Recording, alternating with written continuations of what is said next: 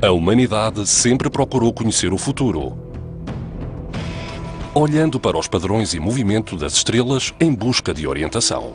Civilizações antigas apontaram para o ano 2012, mas o homem moderno não tem conseguido descodificar as suas profecias.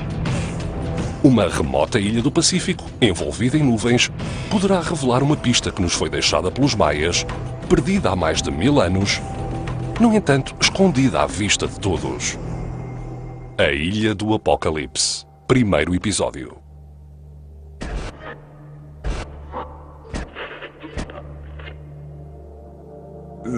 Esta ideia de que o tempo tem um certo ponto de partida e um certo ponto de chegada é uma ideia muito poderosa e que já nos acompanha há muito tempo.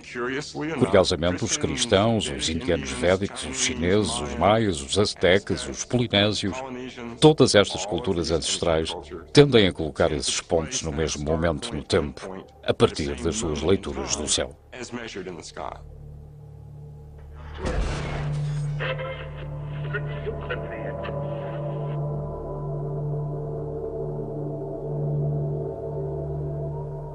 Houve muitas civilizações diferentes no passado que olharam para a nossa era como um período de grandes mudanças, mas ninguém identificou o momento de mudança com tanta precisão como os maias. 21 de dezembro de 2012.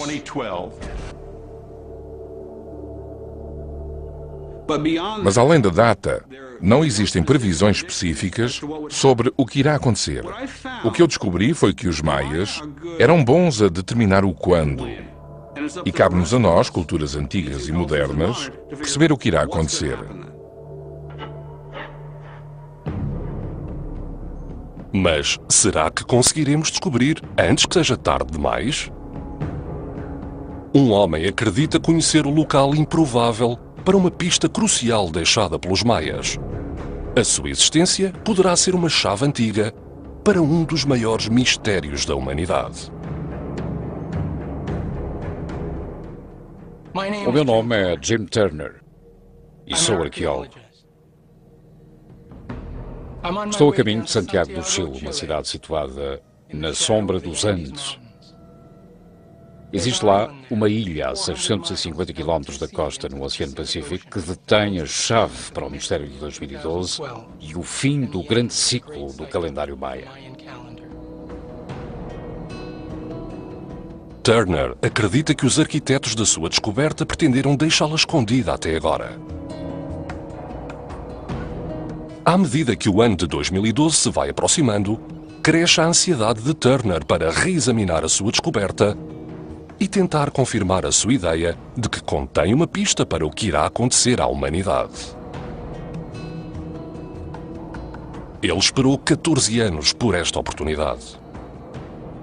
Tudo começou no início de 1995, quando parti numa viagem por estrada de 5 meses desde o México até ao Chile, onde pretendia visitar as famosas estátuas Moai, da Ilha da Páscoa. Apanhei um pequeno barco que fazia escala no arquipélago Juan Fernández, a cerca de 650 km da costa chilena, antes de partir para a Ilha da Páscoa, onde acabei por permanecer durante cerca de mês e meio.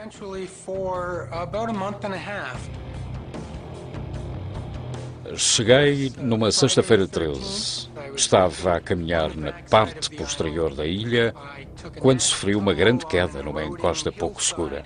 Fiquei ferido, comecei a sangrar e andei um pouco mais até que decidi que tinha de parar e recomeçar no dia seguinte. Montei a minha tenda, olhei para cima e lá estava ele.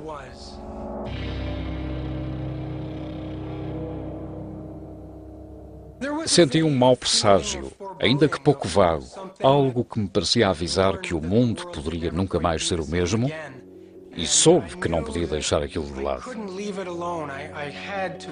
Tinha de tentar compreender o seu profundo significado. Porque estava ali. Qual o seu significado? Senti, mesmo depois de ter deixado a ilha, que ia levar este conhecimento comigo e que ele ia afetar o resto da minha vida. O que Turner viu foi um monumento maia finamente trabalhado. Mas a sua localização levantava mais perguntas do que as respostas que dava. A descoberta de um artefacto tão distante do centro tradicional do mundo maia significava que este traduzia algo de singular importância. Mas o quê? A sua busca para decifrar o seu significado codificado levou-o desde as bibliotecas mais antigas da América às ruínas das grandes cidades maias no coração das florestas do México. Peça a peça, as pistas começaram a materializar-se e Turner começou a perceber-se da tremenda importância do segredo da ilha. Nos dias, semanas e anos que se seguiram, não há dúvida que me fez questionar a forma como percebemos a realidade.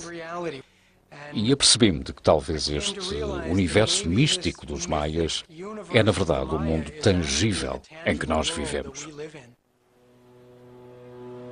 Turner acredita que, se conseguir regressar à ilha, poderá desenterrar as provas necessárias para organizar uma investigação arqueológica de larga escala no local.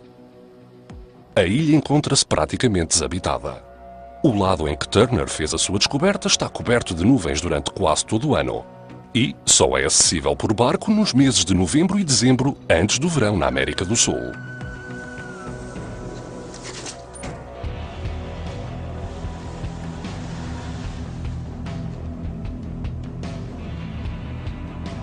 Faltam apenas 10 dias para a praia de desembarque ficar inacessível, isolada pelas condições climatéricas da mudança de estação. Para Turner obter as provas de que precisa para apoiar uma expedição, esta poderá ser a sua última oportunidade. Para perceber totalmente a busca de Turner, precisamos de olhar para a interpretação que os maias tinham do mundo que conheciam.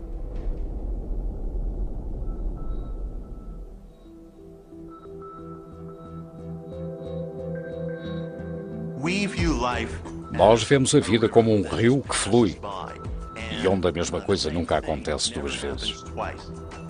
Os maias não pareciam interpretar a realidade da mesma forma. Nós contamos 1, 2, 3. Os maias tinham tendência para contar 1, 2, 3, 1. Viam tudo como um ciclo.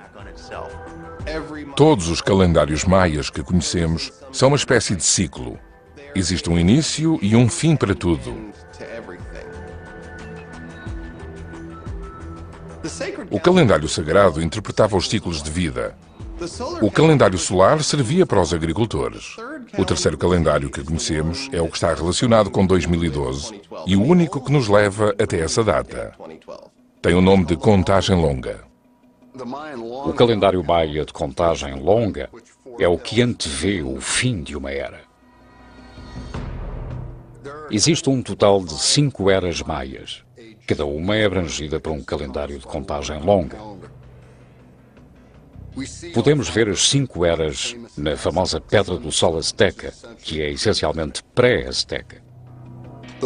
As 4 eras anteriores terminaram catastroficamente, de facto, terminaram com a extinção humana.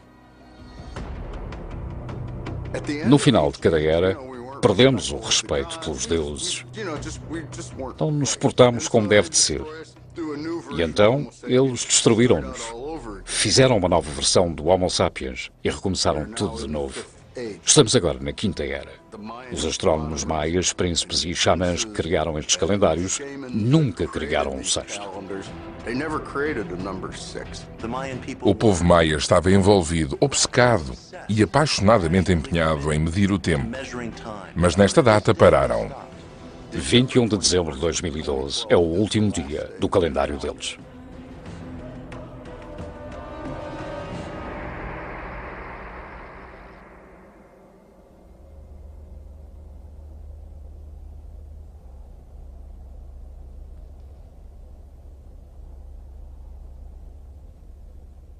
Não existe a era número 6.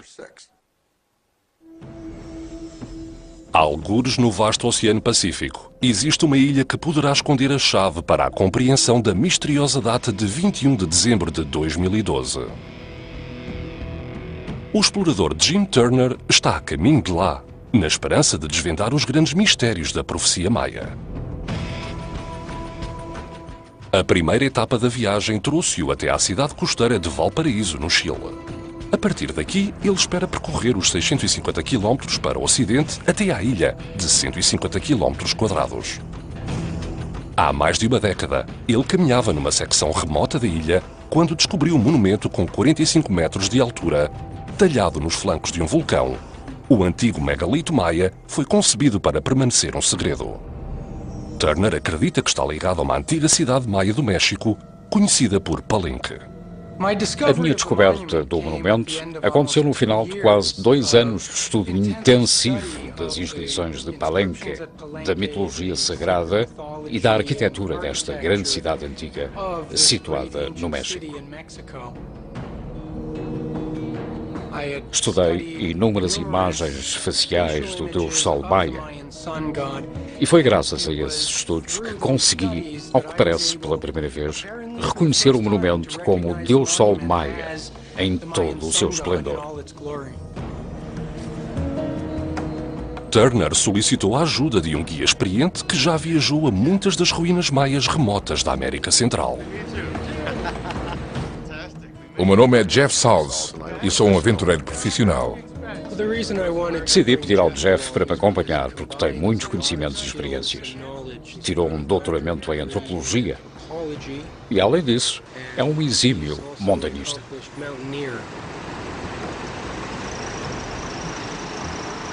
Recebi uma chamada telefónica em que ele me contou sobre a descoberta incrível de um monólito com 45 metros, o dobro da altura da Esfinge. Toda a minha vida respondi afirmativamente à possibilidade de conhecer coisas novas.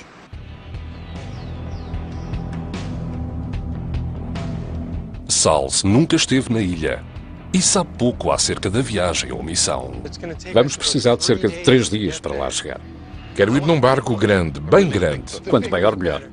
Turner e Salz precisam de encontrar um barco de pesca local disposto a atravessar os 650 km de mar alto para alcançar a ilha.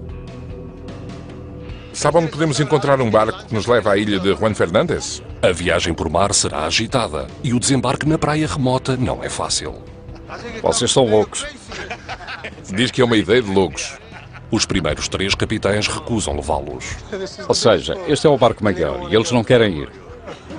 Fazem mais uma tentativa. Acho que não vamos ter sorte. Ele não conhece ninguém. As dificuldades levam Salz a colocar questões. Não tem sido nada fácil conseguir obter transporte para a ilha a partir daqui. O que me leva a questionar como podes pensar que isto foi feito por maias vindos do México. Tem todas as características de uma peça maia. É o Deus Sol Maia, é o jaguar, o patrono da realeza maia. O monumento encontra-se alinhado com o último eclipse solar total do calendário maia. Mesmo assim, foi um feito dos diabos. Bem, os reis preocupavam-se bastante com a posteridade. Faziam monumentos em seu nome para se imortalizarem. Para os maias, a viagem de milhares de quilómetros por mar terá sido difícil. Mas, mais importante do que isso, o que levaria um rei maia a percorrer tamanha distância para construir um monumento nesta ilha remota. Eu penso em termos das motivações do período clássico dos reis. O que os levava a construir coisas que ainda são mal compreendidas à luz do pensamento ocidental. O verdadeiro poder de cada um destes reis residia na capacidade de aceder ao sobrenatural. Os reis maias eram o elo entre os deuses e o céu lá em cima, e a humanidade cá em baixo na terra. Então, o que eles de certa forma fizeram foi incorporar o estudo do cosmos, da astronomia, com as viagens interiores, com os rituais xamânicos. Os reis registavam os períodos e os movimentos dos planetas. Não era apenas um conjunto de dados, era um processo ritual. E através dessas observações, eles honravam os movimentos e os ciclos dos deuses. Eles tinham conhecimentos de engenharia e de arquitetura. Alinhavam os seus edifícios com os eclipses, com os equinócios e todo o tipo de eventos celestiais.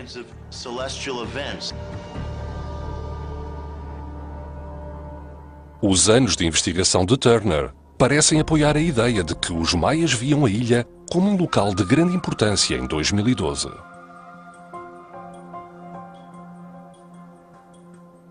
Esta ilha era um local sagrado.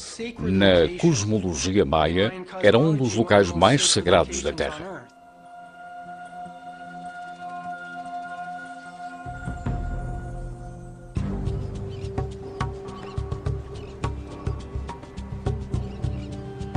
Naquele tempo, uma peregrinação à ilha teria sido uma grande provação, repleta de perigos e obstáculos. Por fim, Turner e Salles tomam conhecimento de um barco que os poderá levar até à ilha. O tio Tomás? O tio Tomás. Vamos à procura do tio Tomás? Vamos a isso, obrigado. Com a ajuda de uma embarcação chamada Tio Tomás, a sorte deles poderá estar a mudar. Acho que é aquele. Não, a sério? Acho que sim. Este é o tio Tomás? É o que diz ali. Não vejo. Pode levar-nos à ilha de San Fernandes? Sim. Partimos amanhã. Amanhã? Amanhã. Amanhã. Entrem. Subam a bordo.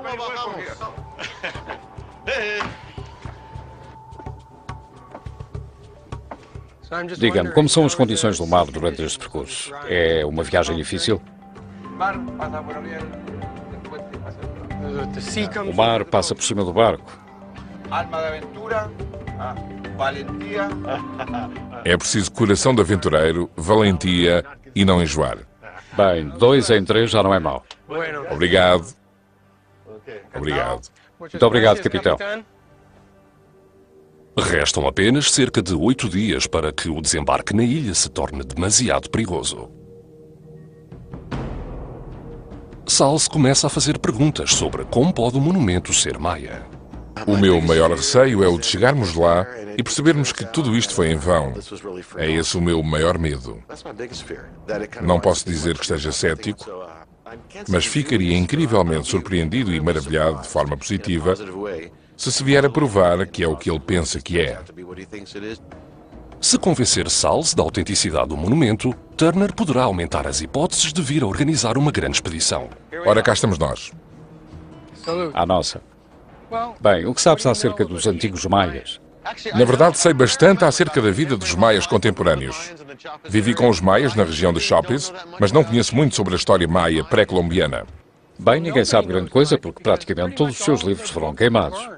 Os maias criaram vastas bibliotecas repletas com os seus conhecimentos ancestrais compilados ao longo de milénios. Mas essas bibliotecas foram destruídas, mergulhando grande parte da cultura maia num grande mistério.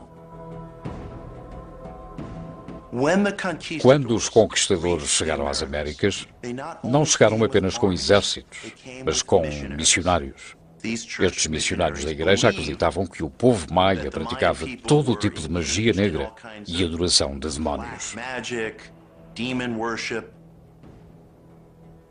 Imagine se todos os livros da cidade de Nova Iorque desaparecessem e tudo o que podíamos aprender sobre a cidade era o que estava escrito nos monumentos de pedra e metal e nas superfícies dos edifícios, tentando perceber quando tinham sido feitos e quais os seus nomes. Que impressão teríamos da cidade de Nova Iorque? Ficaríamos com algo tremendamente diferente sem aqueles documentos em papel. Foi isso que aconteceu no mundo maia. Todos aqueles livros desapareceram. Muitos dos missionários começaram a destruir os textos maias. Então queimaram-nos. Enterraram-nos, atiraram-nos ao mar.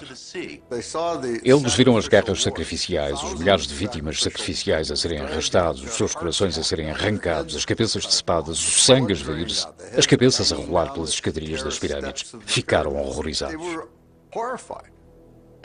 Queimaram milhares e milhares de livros. Hoje restam 4 livros maias em todo o planeta.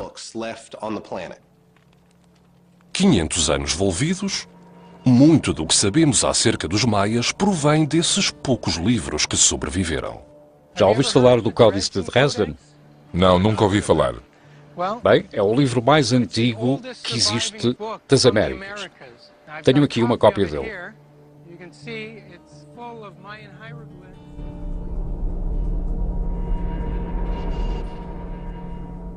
O Códice de Dresden era um documento que foi roubado aos maias e entregue, possivelmente pelo próprio conquistador Cortés, nas mãos do rei de Espanha.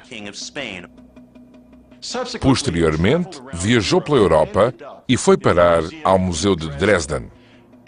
Na década de 1930, descobriu-se que era, efetivamente, o artefacto literário maia mais antigo que existia.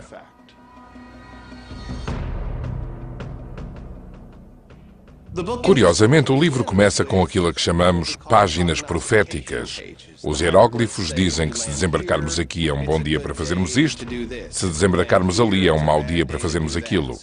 Parecem ser os almanaques através dos quais os antigos sacerdotes maias contavam os dias do calendário sagrado para prever eventos futuros. O Códice de Dresden também contém 74 páginas de cálculos astronómicos incrivelmente precisos. Os desenhos existentes na última página mostram deuses, hieróglifos e uma serpente a cuspir água. Turner acredita que esta página contém uma representação daquilo que irá acontecer em 2012. E se olhares para a última página, uma representação do ano final do grande ciclo maia, o ano 2012, podes ver aqui que é o último ano do calendário de 5.000 anos. Este eclipse representa possivelmente uma passagem de Vênus, um dos espetáculos cósmicos mais raros que existem. Vênus irá passar em frente do disco solar e aparecer como um ponto negro. A seguir a 2012, isto só voltará a acontecer mais de 100 anos depois. Este aqui, que se encontra bastante próximo do fim do calendário, representa o último eclipse solar total deste ciclo de 5.000 anos. E o que é que isto tem a ver com a ilha? Bem, o único sítio onde se pode observar estes eventos cósmicos no hemisfério ocidental é lá na ilha.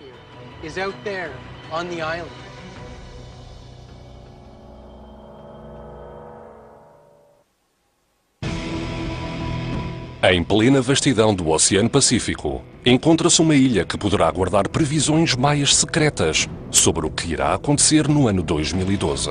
Um local de grande importância para os antigos maias. A ilha é o único sítio do hemisfério ocidental onde é possível testemunhar os eventos celestiais que marcam o fim do seu calendário de 5.000 anos. O explorador Jim Turner acredita que a ilha guarda uma chave escondida para as profecias maias relativas a 2012. Ele e o seu guia Jeff Salz partem em breve rumo à ilha. Damos primeiro uma volta rápida para ver. Irão viajar de barco e terão de ser completamente autossuficientes. Vamos ver aqui. Aquilo de que tenho mais medo é desta viagem de barco. Não sou marinheiro, não gosto de peixe, nem do cheiro a peixe, e vamos apanhar boleia de um barco de pesca de atum. É melhor levarmos algum arroz, queijo, salame. Convenhamos que nunca tal se ouviu falar de um monólito maia no centro do Oceano Pacífico. E leite. Mas é aí que está o fascínio pela aventura. No início parece uma coisa de doidos, mas todas as grandes descobertas começaram com alguém a dizer: isso é estúpido, isso não pode acontecer, não há lá nada. Estás pronto? Sim, excelente. Adeus, obrigado. E, no entanto, se não perseguirmos o que parece ser deslocado, aquilo que faz mudar a história nunca acontecerá.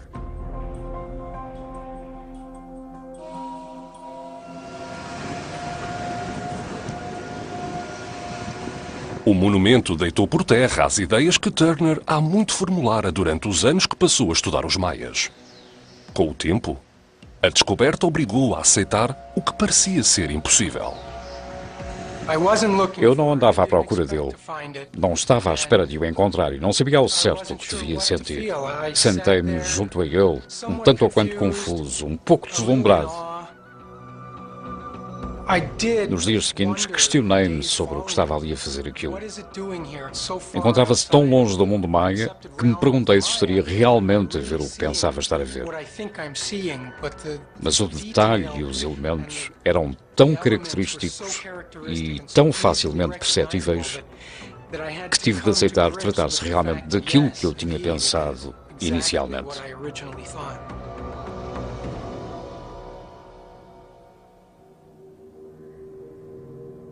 A viagem até à ilha irá durar 3 dias, o que dá a Salz e a Turner apenas 5 dias para alcançarem o monumento antes de as mudanças climatéricas isolarem a ilha.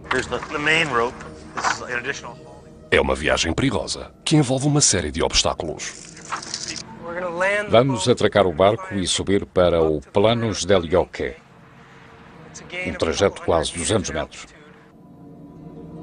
O desenho do monumento sugere o regresso de reis e deuses no final do tempo. Turner espera que a sua parte superior possa revelar o porquê de os maias o terem construído, e talvez algo mais. Então o que esperas encontrar no topo desta coisa? Bem, se tivermos muita sorte, poderá ser a entrada para o túmulo de Chanbalun. Quem é Chanbalun? Foi um grande rei maia que governou em Palenque, depois do seu pai, o famoso Pakal, e a sua câmara funerária nunca foi encontrada.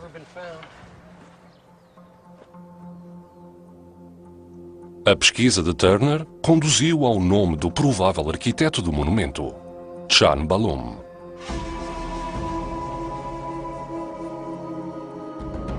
Chanbalun e o seu pai Pakal governaram a grande cidade de Palenque, no sul do México.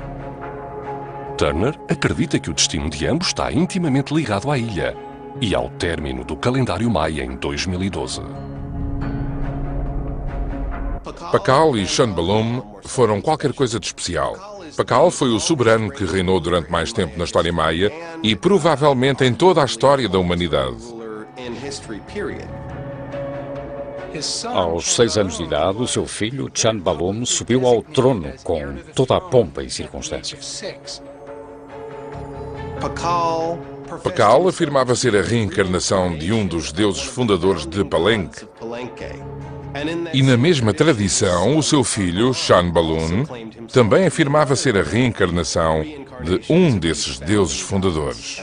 E creio que isso lhe terá dado um poder e uma legitimidade que nenhum outro rei na região tinha. Chanbalun foi talvez o maior de todos os reis maias.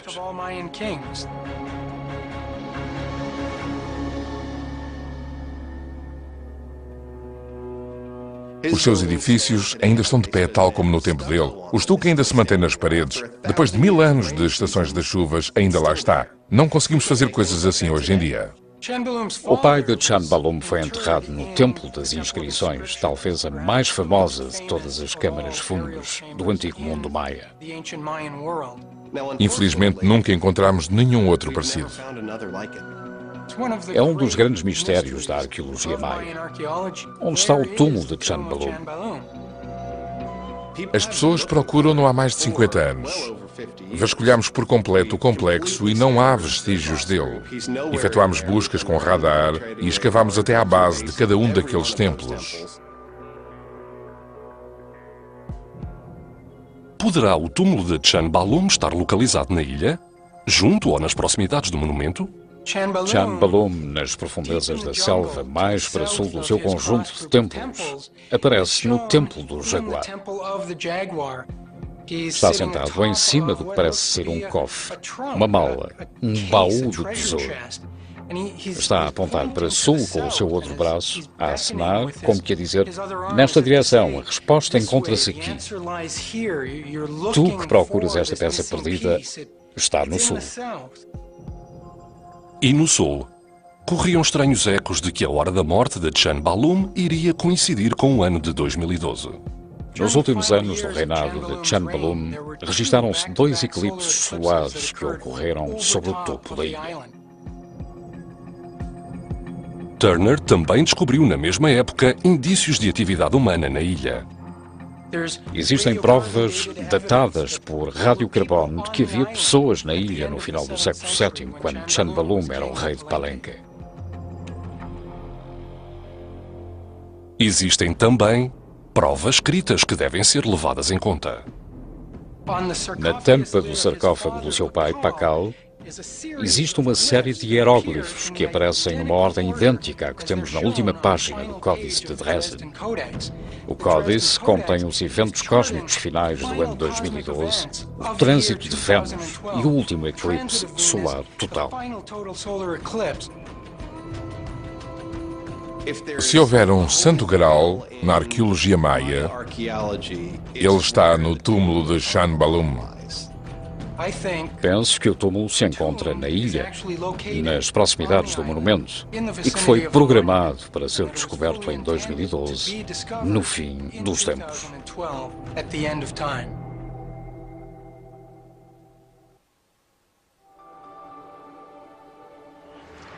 O tio Tomás.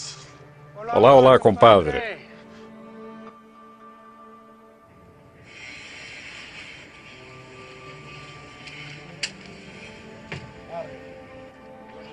Lançado ao mar, o barco dirige-se para os mares turbulentos do Estreito de Humboldt. As ondas nesta região do Pacífico podem atingir os 9 metros, algo potencialmente perigoso para esta pequena embarcação.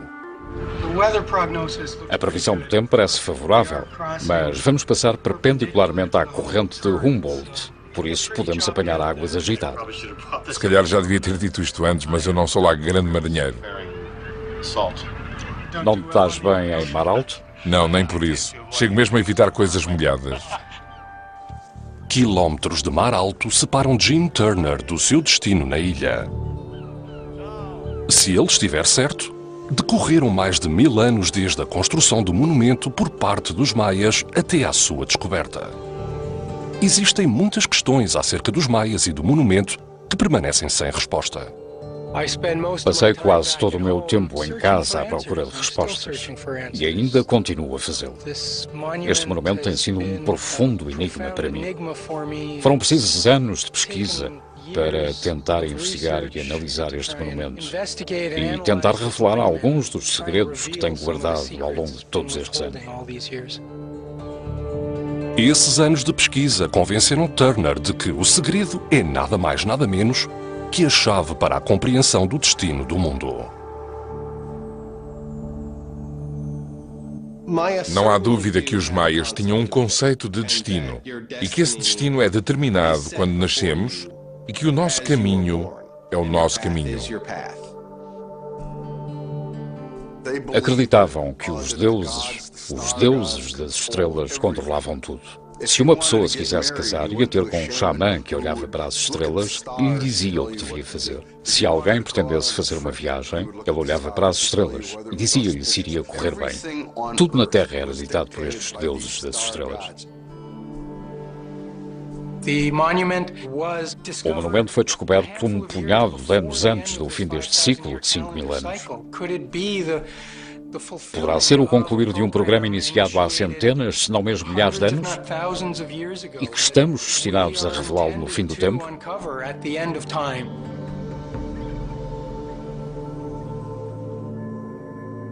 Desde a descoberta da existência do monumento, Turner tem sentido uma enorme vontade em explicar o seu significado. Mas muitos dos seus colegas permanecem céticos quanto à possibilidade de os maias terem empreendido uma construção desta envergadura tão longe do seu território. Mas as provas circunstanciais, como o padrão das eclipses, o Códice de Dresden e a estrutura do calendário de contagem longa, indicam que a ilha e o próprio monumento são de uma grande importância.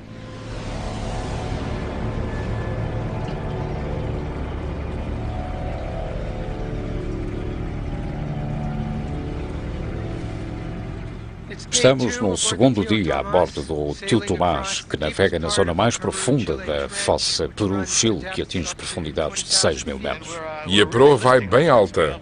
Estamos a passar por cima de grandes vagas, talvez com 3 ou 5 metros. Mergulhamos, inclinamos de um lado para o outro.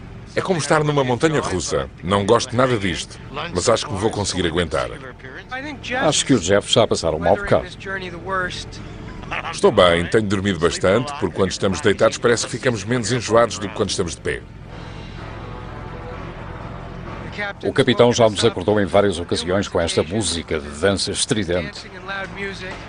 Lá em cima ouve Santana e Madonna. Olho para cima e vejo os pés do capitão a dançar.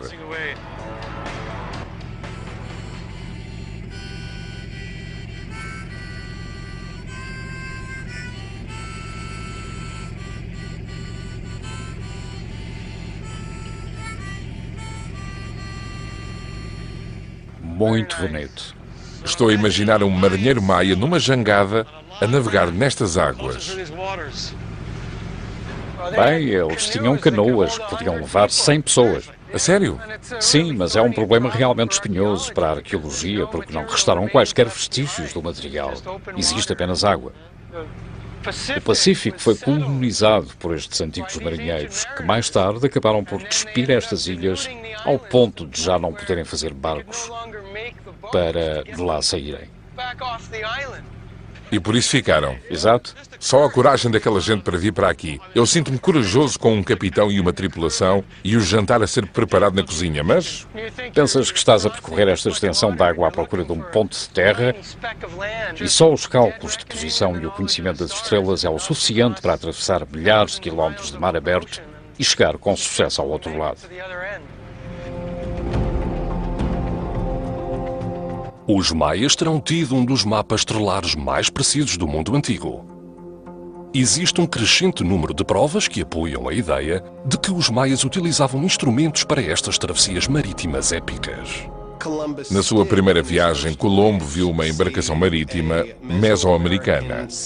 Transportava 30 pessoas e carga. Era uma canoa feita de um só tronco de árvore, com o dobro do comprimento do seu galeão, disse ele. As provas também têm surgido de outras partes da América Central e do Sul. Existe um grande pátio de desportos maia no coração de Porto Rico. Os maias e os povos do Peru estavam ligados. O milho chegou ao Peru por volta da mesma altura em que os maias o estavam a desenvolver. Temos colonatos maias que se estendem ao longo da costa atlântica da América do Sul, ao longo da costa do Golfo do México e da Flórida. As provas parecem defender indubitavelmente que os maias conquistaram as viagens marítimas. Quanto mais aprendemos sobre o complexo do Sudeste que começa na Flórida e que continua para cima até ao Ohio e às sociedades construtoras de montes, mais descobrimos que os maias ultrapassaram os limites do mundo maia, em especial em termos de viagens marítimas. Aqui estamos nós no terceiro dia. O sol está a despontar por cima das ondas. Dá uma cor de mercúrio à água. Estamos a cerca de 6 horas da ilha. O capitão diz que dentro de umas 2 horas já devemos poder vê-la no horizonte.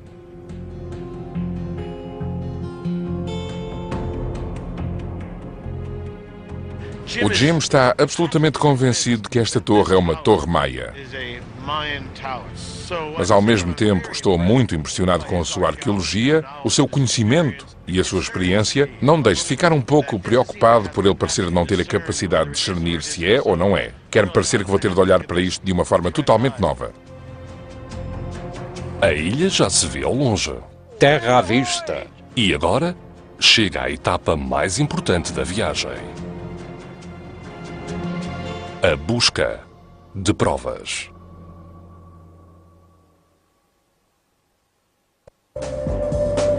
Versão portuguesa, via satélite. Idade. O meu nome é Jim Turner e sou arqueólogo. Estou a caminho de Santiago do Chile, uma cidade situada na sombra dos Andes.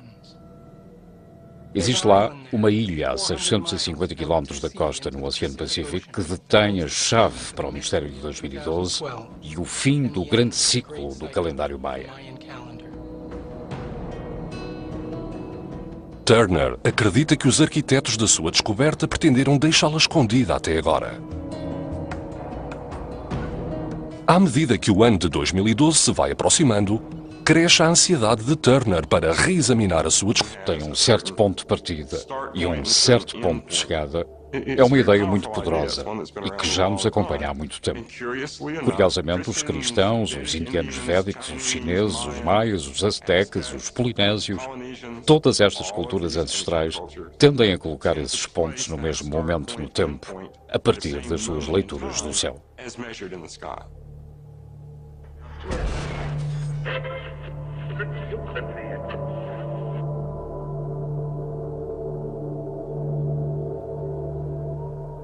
Houve muitas civilizações diferentes no passado que olharam para a nossa era como um período de grandes mudanças. Mas ninguém identificou o momento de mudança com tanta precisão como os maias. Descoberta e tentar confirmar a sua ideia de que contém uma pista para o que irá acontecer à humanidade. Ele esperou 14 anos por esta oportunidade. Tudo começou no início de 1995, quando parti numa viagem por estrada de 5 meses desde o México até ao Chile, onde pretendia visitar as famosas estátuas Moai, da Ilha da Páscoa.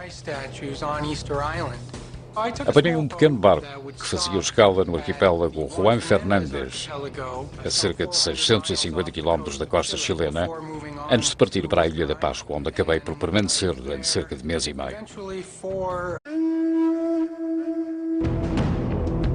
A humanidade sempre procurou conhecer o futuro, olhando para os padrões e movimento das estrelas em busca de orientação. Civilizações antigas apontaram para o ano 2012, mas o homem moderno não tem conseguido descodificar as suas profecias. Uma remota ilha do Pacífico, envolvida em nuvens, poderá revelar uma pista que nos foi deixada pelos maias, perdida há mais de 1000 anos, no entanto, escondida à vista de todos.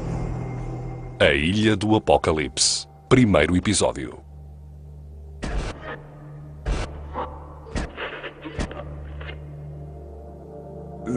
Esta ideia de que o tempo...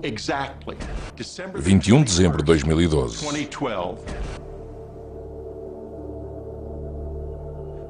Mas além da data, não existem previsões específicas sobre o que irá acontecer.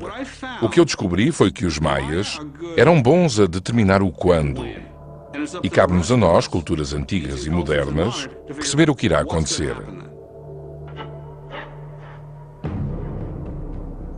Mas será que conseguiremos descobrir antes que seja tarde demais? Um homem acredita conhecer o local improvável para uma pista crucial deixada pelos maias. A sua existência poderá ser uma chave antiga para um dos maiores mistérios da humanidade.